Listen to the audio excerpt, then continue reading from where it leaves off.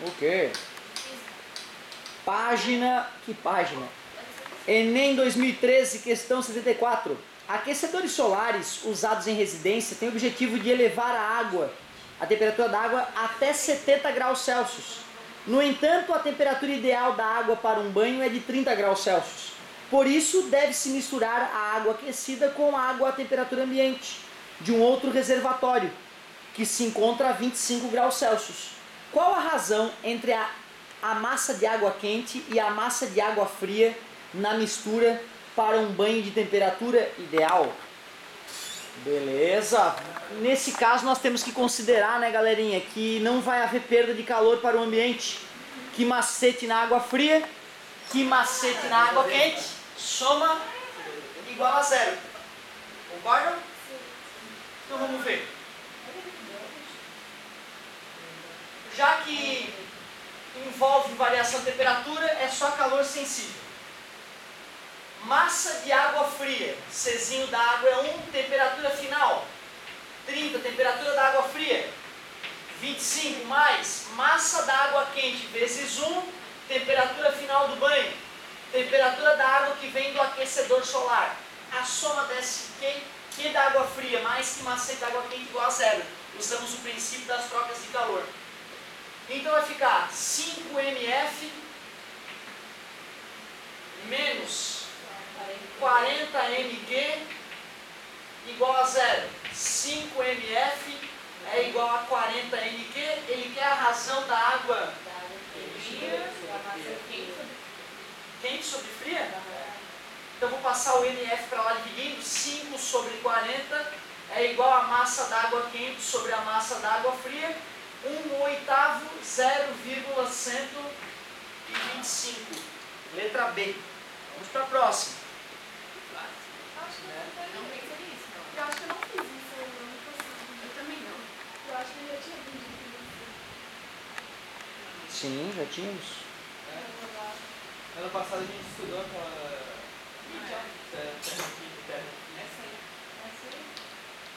Oba, beleza? Vamos que vamos.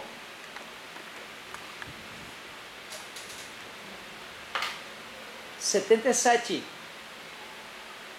Em um dia sem vento, ao saltar de um avião, um paraquedista cai verticalmente até atingir a velocidade limite.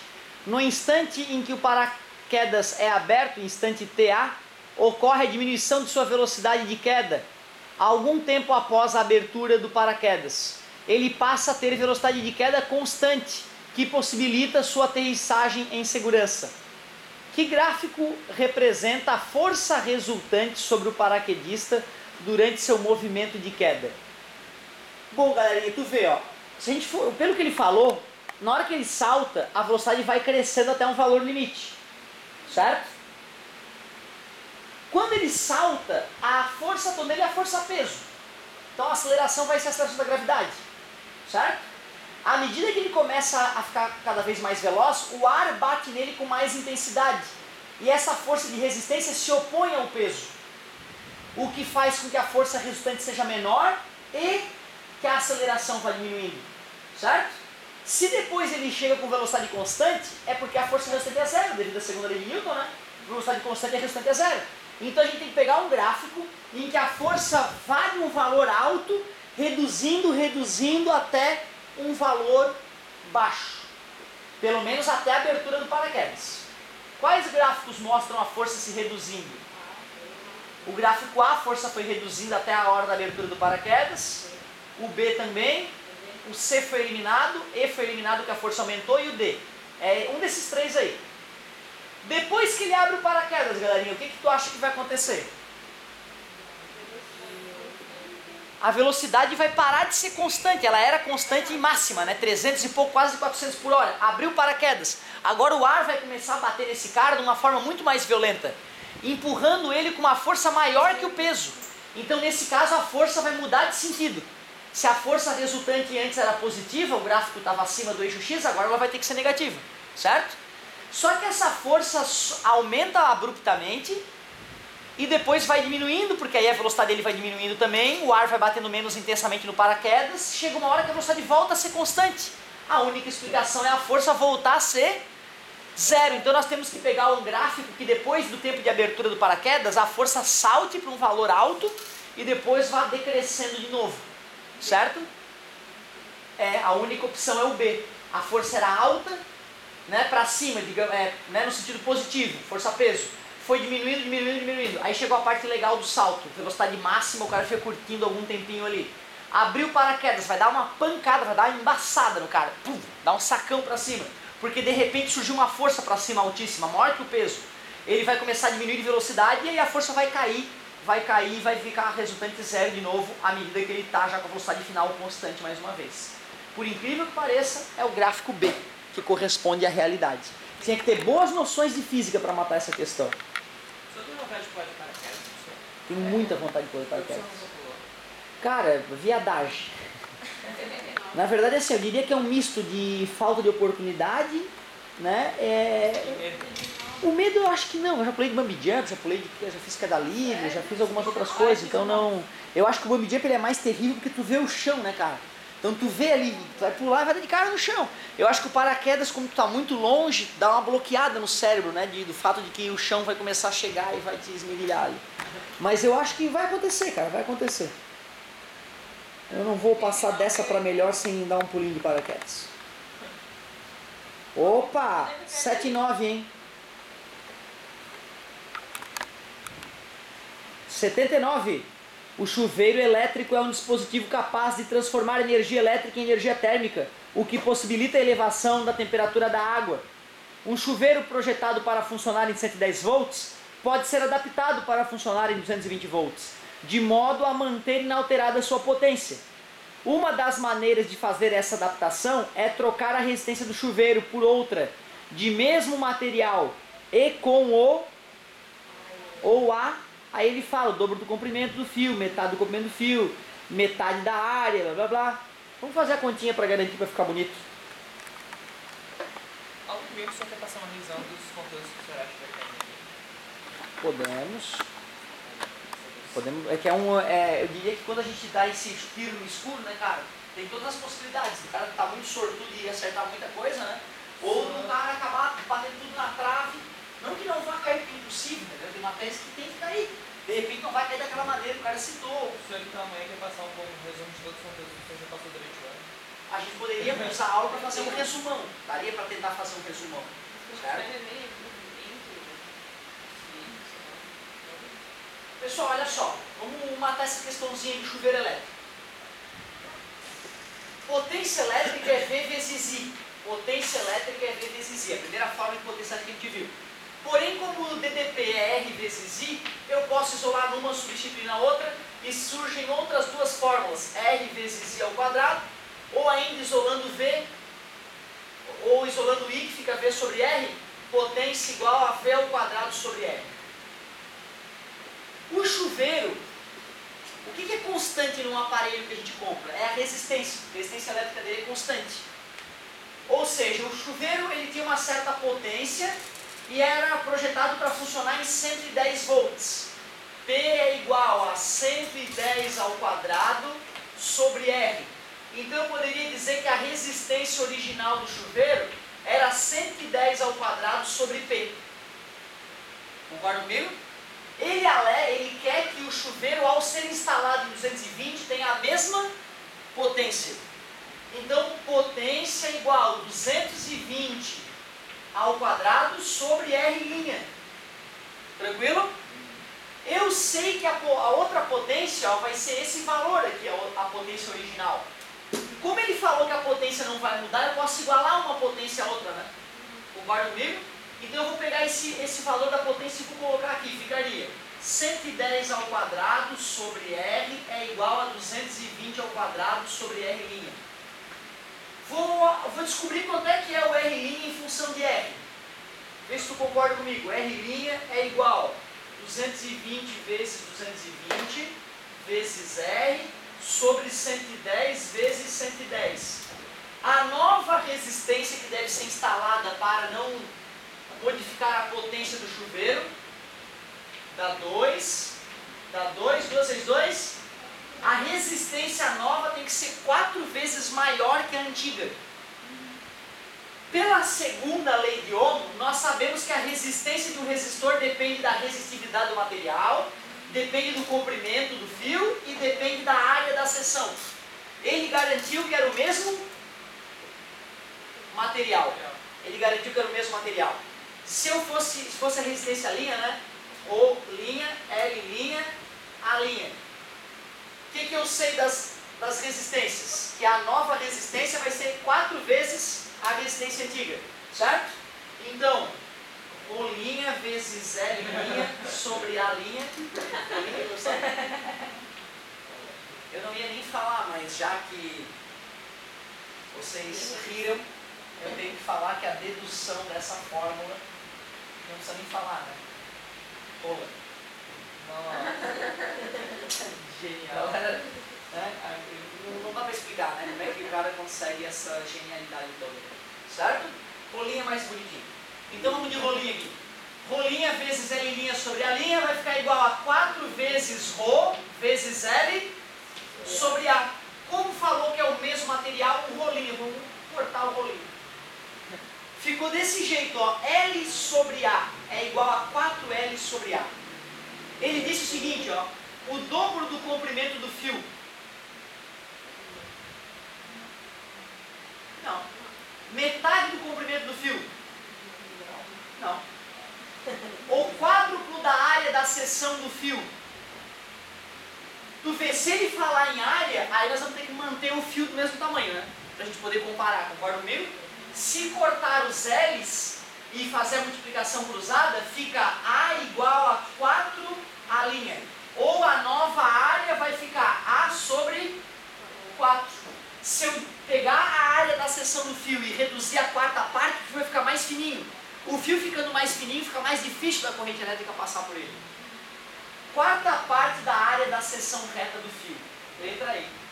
Então tu vê, a gente teve que fazer a melhorzinha até agora, hein? É a melhorzinha até agora. Bonita essa questão. Gostei. O 80 também é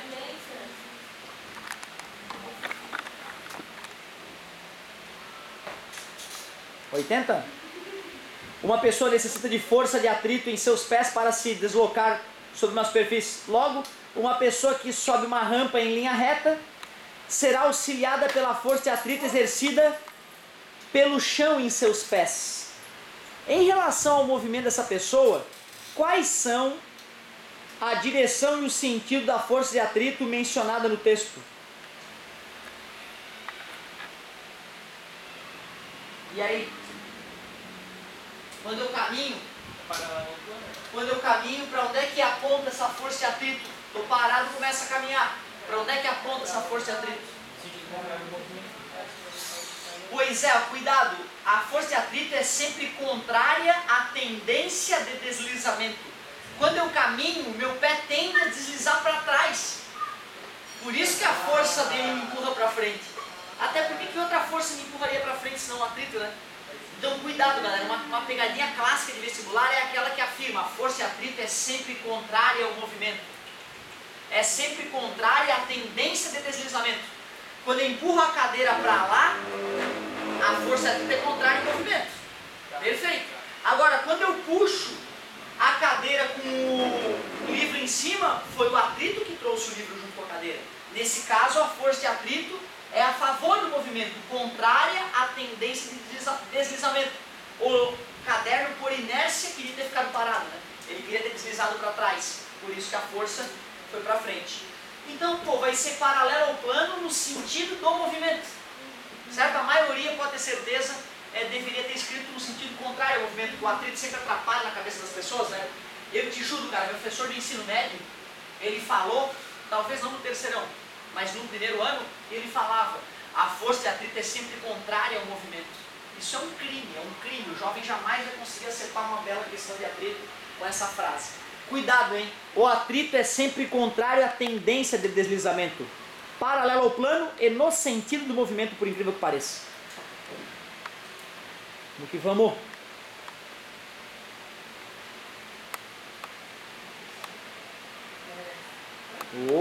Olha que bonito, 82, um grande ano.